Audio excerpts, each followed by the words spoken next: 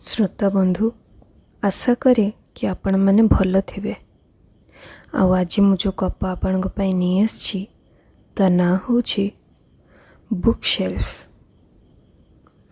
Exam पाखे आसुथिबारु पढ़ार चिंता मते अस्तव्यस्त कर पकाउଥାଏ।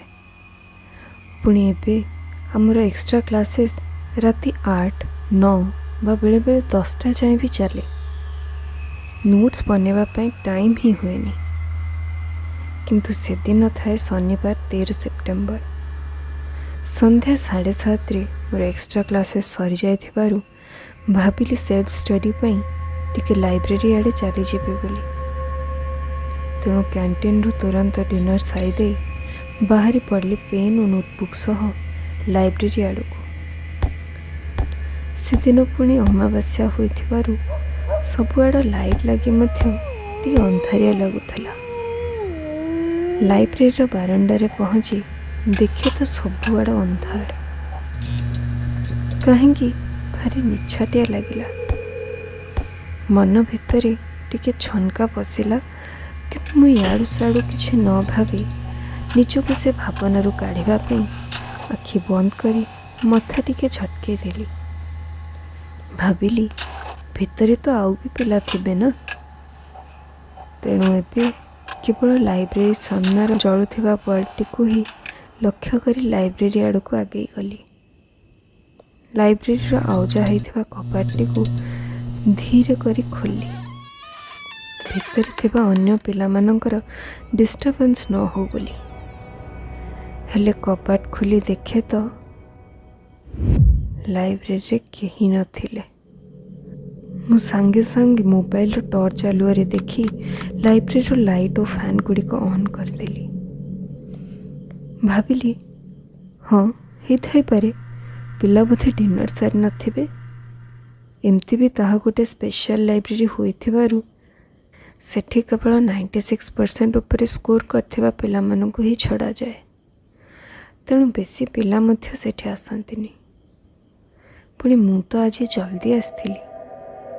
आउ अध घंटा घंटे पिला निश्चय आसजिबे। यह कही निज मन को बुझाई मु मो नोट्स बनवा को चलीगली। बुक शेल्फ गुड़िकरे अनेक खोजिला परे मते से बही मिल जाइथिला लाइब्रेरी शेष कॉर्नर शेल्फ रो। ह्यूमन हिस्टोलॉजी थिला से बहीर ना। बहीटी नहीं मु बसी थिबा जगह को फेरी आसी बसी पड़ली। ठीक सेतबेले किछि अस्वाभाविक शब्द शुणा पाइली।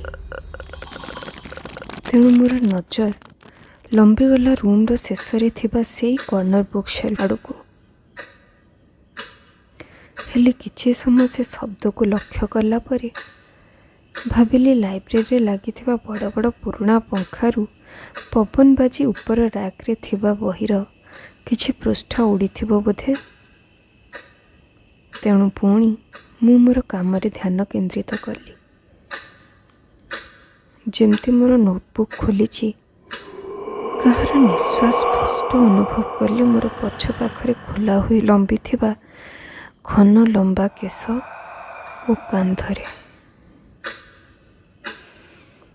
बहुत डर लगिला। एथर तत्क्षणात पछकू बुली चाहिली किंतु केही भी नथिले सेठी। तापरे प्रकृतिस्थ हुई आगू को चाहिला बेलू देखिली जड़े झील आगे आसुले मो आड़क से कॉर्नर शेल्फ पाखर हुई पाखापाखि 5.5 फुट उच्चता, देहरे धड़ा फ्रक, आखिरे मोटा पावर चश्मा। आसी मो सामने बसीगले और पचारली नुआ आसच बोधे। मु स्मित हसी सम्मत हेली तांको कथारे। तापरे से मते कहिले ठीक बहीटी बाछिज। यह ऑस्टियोलॉजी रो बेस्ट बही और मोर सबुठु फेवरेट। एतिकी कही बहीटे तांको आड़को टाणी नेले और पुणी कहिले आस मु तुमको साहाय्य कर दोछि नोट्स बनेबारे। ମୁଁ ଅର୍ଥୋପେଡିକ୍ସ ଡିପାର୍ଟମେଣ୍ଟର 4th ଇୟର୍ ଷ୍ଟୁଡେଣ୍ଟ। ତାପରେ ଦେଖିଲି ସେ ସେଇ ବହିରେ ଆଗରୁ ମୁଖସ୍ଥ ଥିଲା ଭଳି ତଳକୁ ଚାହିଁ ଧାରା ପ୍ରବାହ ଭାବରେ ସବୁ ଇମ୍ପୋର୍ଟାଣ୍ଟ ପଏଣ୍ଟ ଟିକ୍ କରି ଚାଲିଥିଲେ। ମୁଁ ତାକୁ ଗୋଟି ଗୋଟି କରି ସବୁ ଲେଖି ଚାଲିଥିଲି। ହେଲେ ହଠାତ୍ ତାଙ୍କ ହାତ ଅଟକି ଯିବାର ଦେଖି ମୁଁ ଉପରକୁ ମୁହଁ ଉଠାଇ ଚାହିଁଲି।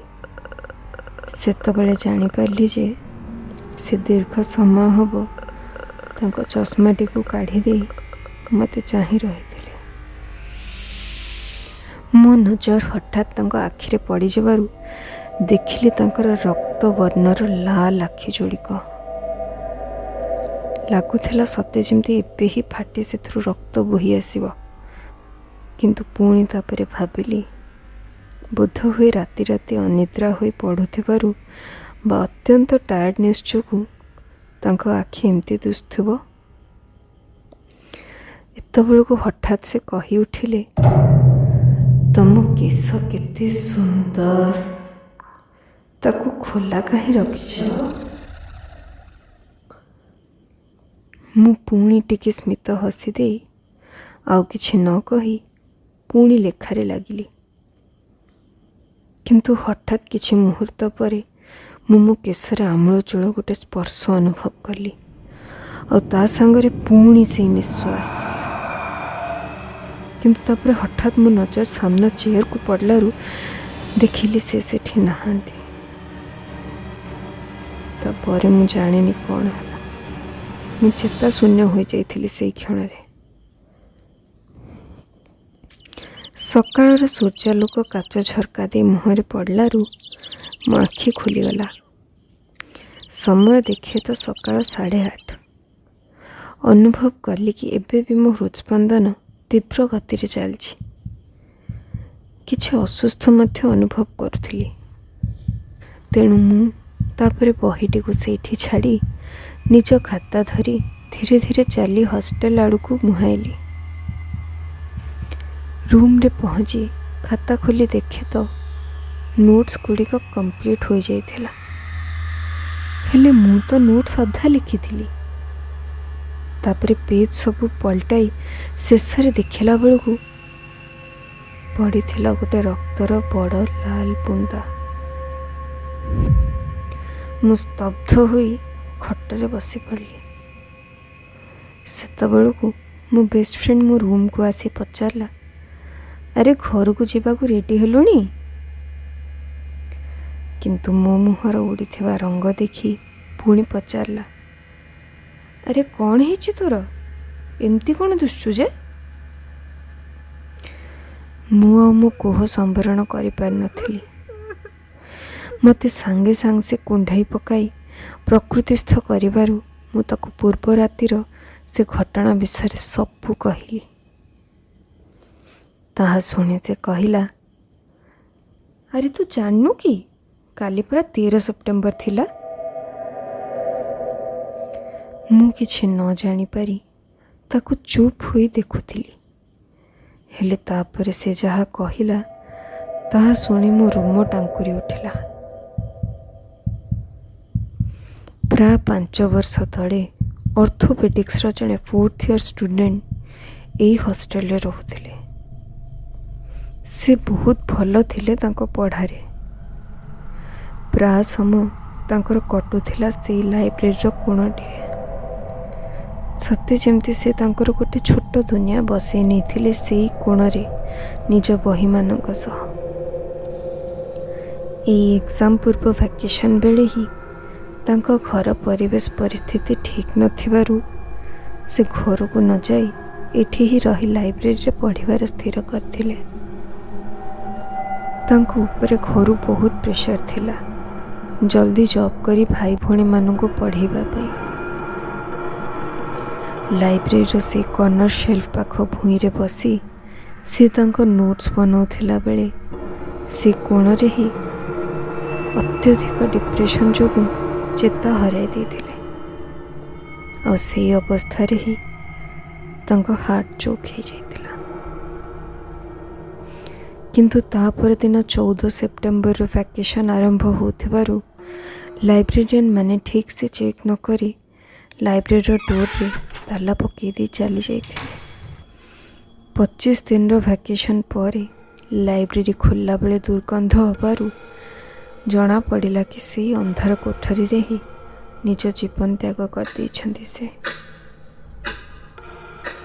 ତାଙ୍କ ବଡି ମିଳିଲା ବେଳକୁ ଦେଖାଗଲା ସେ ସେଇ କୋଣ କାନ୍ଥଟିରେ ସେମିତି ଆଉଜି ବସିଛନ୍ତି ତାଙ୍କ କୋଳରେ ଗୋଟେ ବହି ରଖି।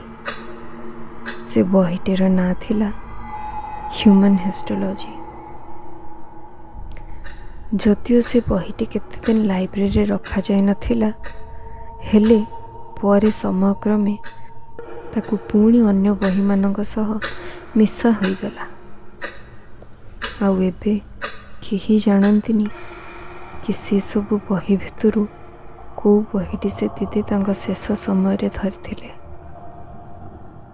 ଯେତେବେଳେ ମୋ ବେଷ୍ଟ ଫ୍ରେଣ୍ଡ ମୋତେ ଏ କଥା କହୁଥିଲା, ସେ ମୁହୂର୍ତ୍ତରେ କେବଳ ମୁଁ ହିଁ ଜାଣିଥିଲି କି ପ୍ରକୃତରେ କେଉଁ ବହିଟି ତାଙ୍କ ଜୀବନକୁ ନିଜ ଭିତରେ ବନ୍ଦ କରି ରଖିଥିଲା। ଆଉ ଏବେ ମୁଁ ବୁଝିପାରିଥିଲି କି ବୋଧହୁଏ ତାଙ୍କର ଜୀବନର ଏହି ଅପୂର୍ଣ୍ଣ ରହିଯାଇଥିବା ଅଫସୋସ ହିଁ ତାଙ୍କୁ ମୋ ପାଖକୁ ଟାଣି ଆଣିଥିଲା ନିର୍ଜନତାର ସେ ଏକାନ୍ତ ମୁହୂର୍ତ୍ତରେ। ଶ୍ରୋତା ବନ୍ଧୁ, ଆଶା କରେ ଗପଟି ଆପଣମାନଙ୍କୁ ଭଲ ଲାଗିଥିବ ବୋଲି। ଯଦି ଭଲ ଲାଗିଥାଏ ତେବେ ଲାଇକ୍, ସେୟାର ଓ ସବସ୍କ୍ରାଇବ୍ କରିବାକୁ ଭୁଲିବେ ନାହିଁ। ଆରଥରକୁ ଆହୁରି ନୂଆ ଗପ ଧରି ଆସିବି ଆପଣଙ୍କ ପାଇଁ। ଆଜି ପାଇଁ ଏତିକି, ରହିଲି। ନମସ୍କାର।